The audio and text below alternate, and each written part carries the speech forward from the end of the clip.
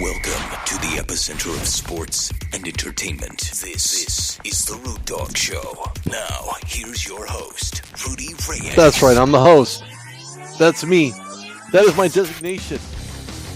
That's who I am. No more, no less. That is who I am. I do what I do. I am who I am, and make no excuses for it, I might add. This is Rudy Reyes on TheRudeDogShow.com on today's California, today's Canada. Brought to you by two wonderful sponsors.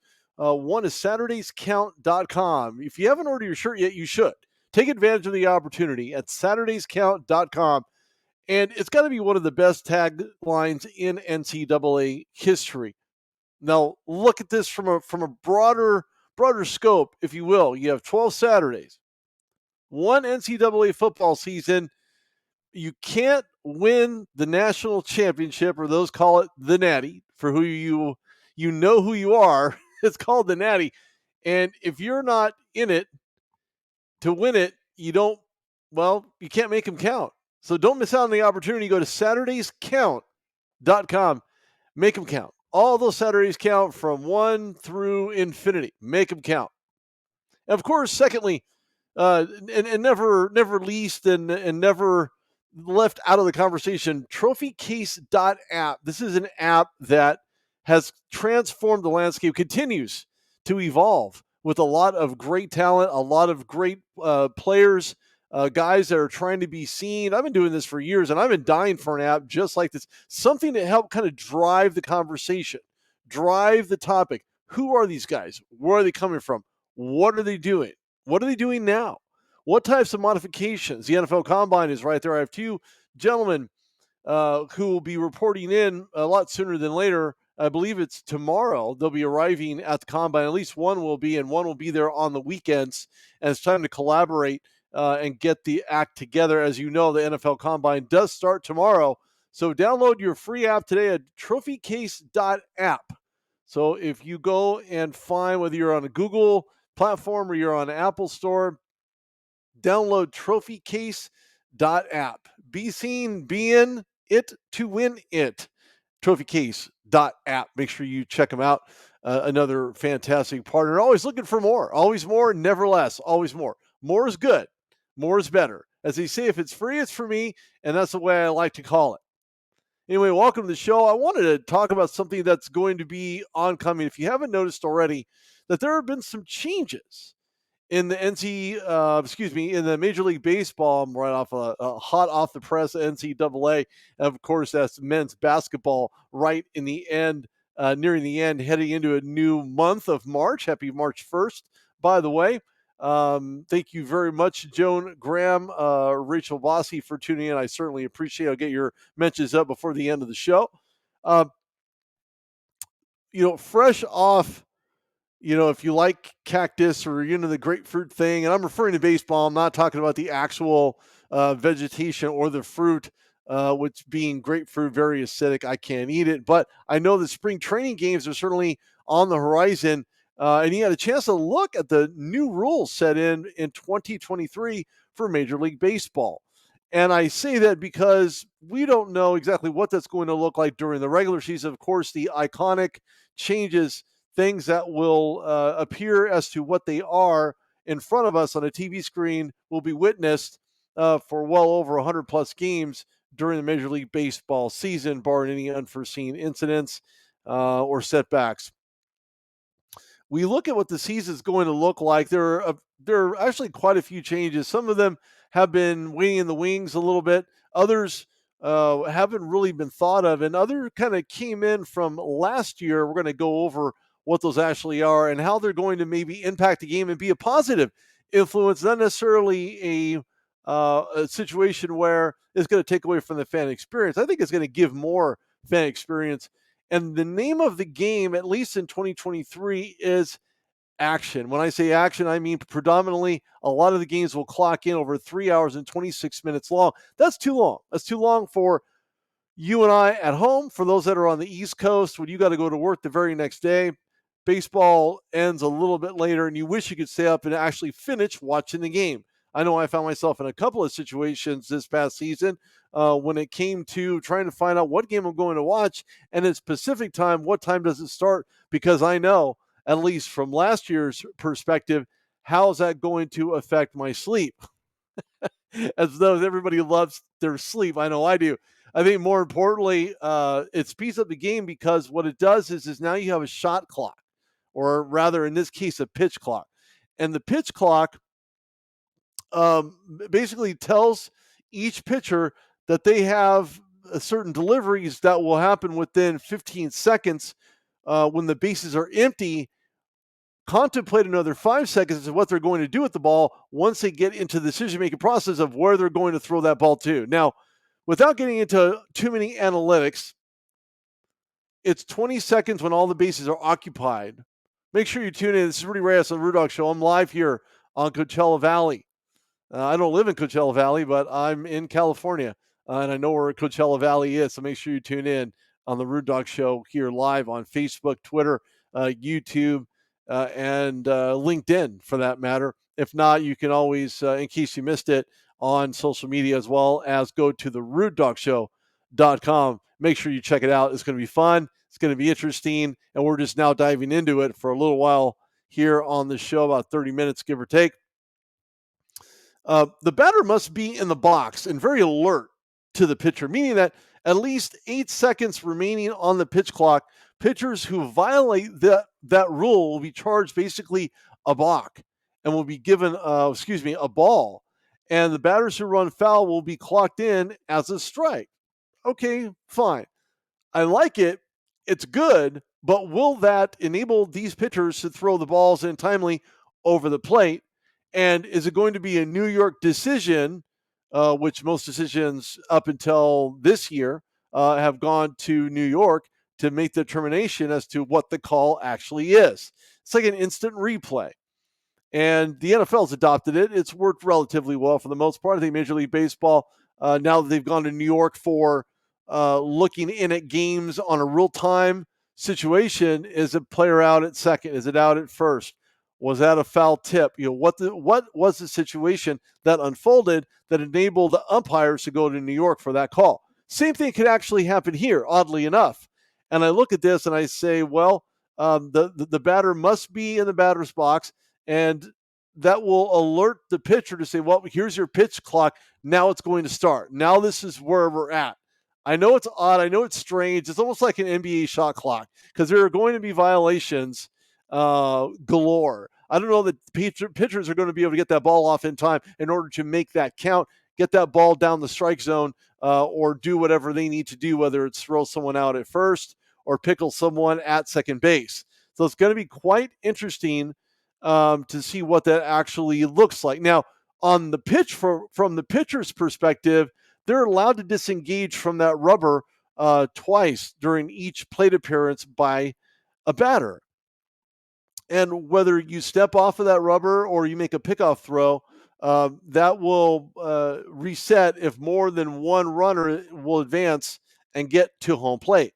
So that's going to be interesting whether or not this will actually work out in such a way, or if there will be alterations to this. And I think it's questionable and reasonable to suggest that this is a trial in the making for Major League Baseball. Forgive me, I have to throw my hair back, if you will, here on the show, live for now here on the Rude Dog Show. So with that being said, the other component to all of this is that before these bases were only 13 inches squared. And 15 inches squared. So what happens is that now Major League Baseball says, you know what, we're going to up the ante. We're going to make it going to be even shorter distance between first, second, third home. What it also does is it will allow a base runner off of first trying to steal to second 3 more inches to reach the base. And there's a reason for that. One of the reasons is it prevents collisions. It prevents injuries. It prevents someone spikes going into somebody else's ankle or into their foot or in a high ankle sprain type situation. So it's going to relieve that second baseman from possibly getting injured. Again, this is not real time. This is trying to determine as to what will actually happen during any given game. It's a long season. A lot of teams will have questions in regards to what this actually looks like. Thank you, Rodolfo Flores del Gadillo. Happy day as well from Canoga Park, not too far away from where I am at here in the Central Valley. With that being said, I think it's a bigger target for base runners, and it's going to give them maybe an opportunity, maybe an unfair advantage for some who are not a proponent of such, for lack of a better term, policies that Major League Baseball has invoked to every single team. And you've kind of already seen the results. If you've been watching baseball already, you've seen that it prevents. It's going to prevent a lot of injuries. It's going to prevent a lot of issues in the long term.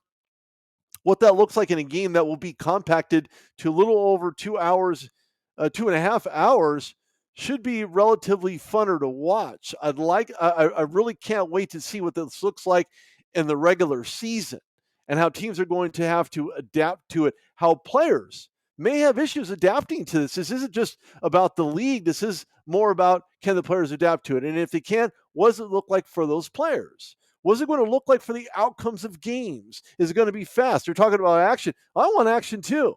I don't want to sit in front of a TV for 3.5 hours. I want to see fluid, momentous play. That's exactly what I'm in it for. I'm in it for home runs. I'm in it for dynamic plays. I'm in it for who's going to win versus who's going to lose. That's really what I'm in it for. Not only as a fan, but someone who's watching the game objectively. How's it going to work? Looking at the rules objectively also helps in a variety of ways. Infield overshifts are basically on a no more. I like that move. I think Major League Baseball would be better suited without the overshifts in the infield, because other than when you look at the horrible designated hitter addition, I think that this is something that obviously they need to get rid of that, and of course ban the DH. But when it looks like the overshifts are actually going to happen, teams are going to have 4 fielders in the infield boundary when the pitcher is on the rubber. So they're going to have to pay ultra attention to what's going on in the infield and not to overshift. So that gives them a fair advantage. I know you guys are chomping at the bit waiting for baseball season to actually start, like regular season, because it's good to have grapefruit leagues. It's good to have, your cactus league. It's good to warm up. I don't know how good it is to have umpires leave a game when the game hasn't even completed yet. We've seen that between the Baltimore Orioles and the Pittsburgh Pirates, as they said, well, we know what, the game's in hand. It really doesn't matter if we're here or not. The game's going to go on. As far as they're concerned, the game was over. I have never seen that in my life. Even during playing, I'd never seen that. I thought it'd be the oddest thing. I would have thought to myself, okay, maybe are their shifts over? Are they done being paid for the day? It's it's hard to tell. It's really hard to tell. But ultimately, at the end of the day, this is going to be really, really good, because teams, as far as the overshifts are concerned, are allowed to bring in outfielder into the game, either in the field or shallow outfield. Now, how do you determine the shallow outfield? Is that the outside between first and second base, or they'd be able to sit there maybe like in a shortstop type situation? Where's the placement? Is there a rule for placement? That is really going to depend on what that looks like.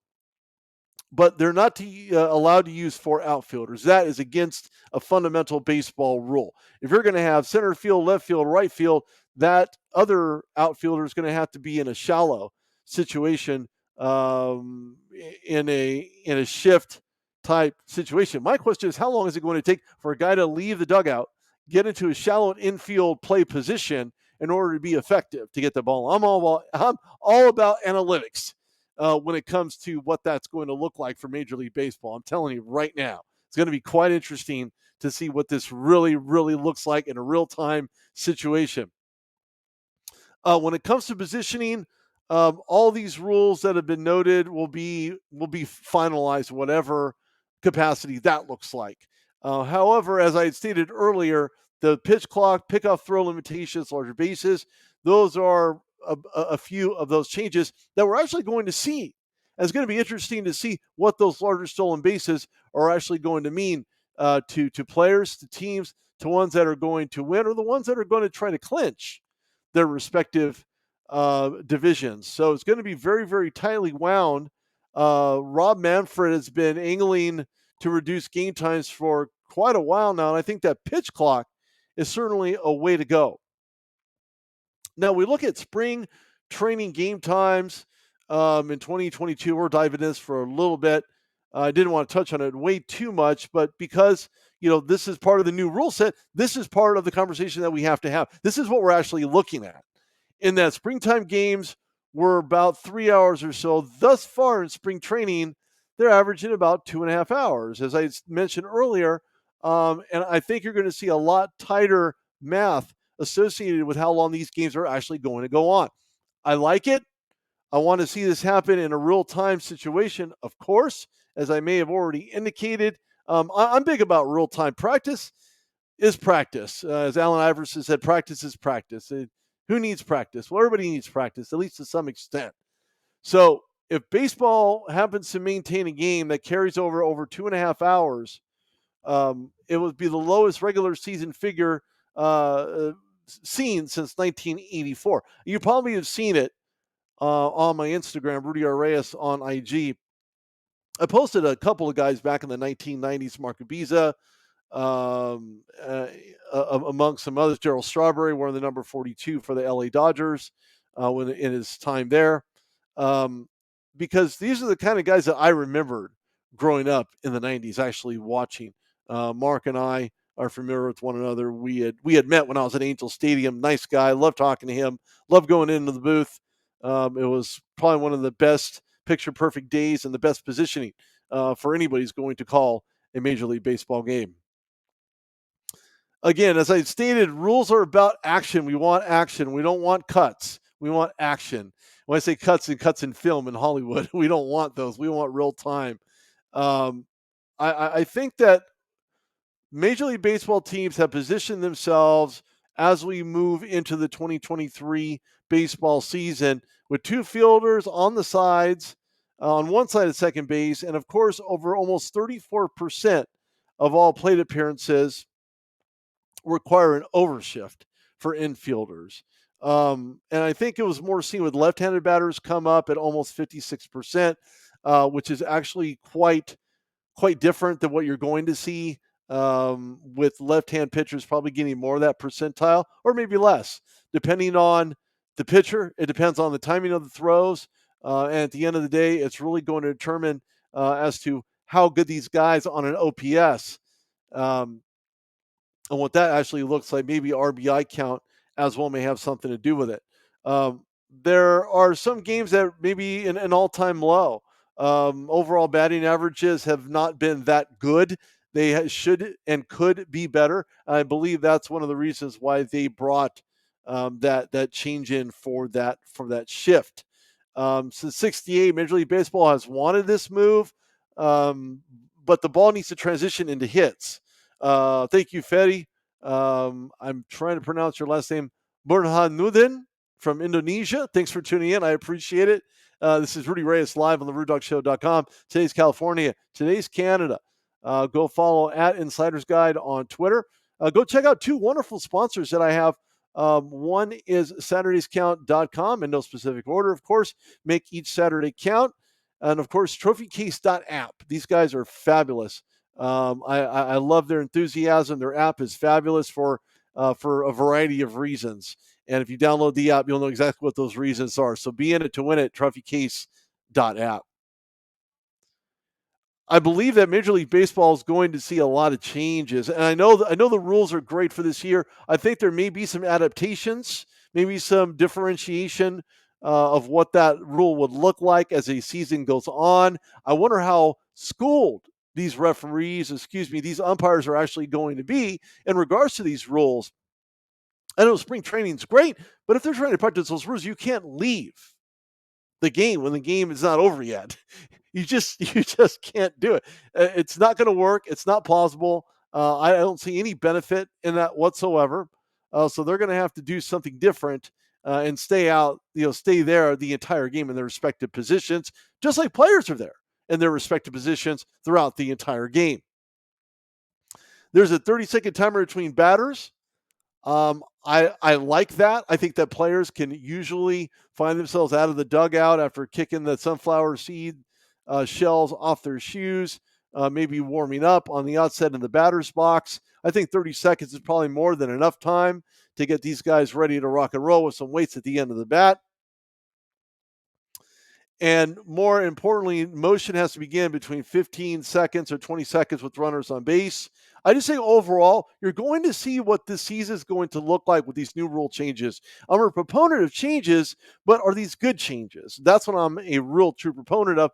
I'm not really a fan of changes that just fall by the wayside, that people don't take into account. That they don't really look at the analytics. They just look at it from the outside, saying, oh, well, okay, maybe it'll work, and, well, maybe it won't. No, you can't be on the fence about it. It has to be definitive. And again, as the season goes on, we're going to see how these rules and or slash adaptations you're going to witness, whether it's going to benefit either one of the teams remains to be witnessed. I want to see it actually work out in a very, very smooth and formidable transition. This is Rudy Reyes on the TheRudeDogShow.com. Thank you, everybody, for tuning in. I certainly appreciate it. Again, go to trophycase.app, go to SaturdaysCount.com, both wonderful sponsors.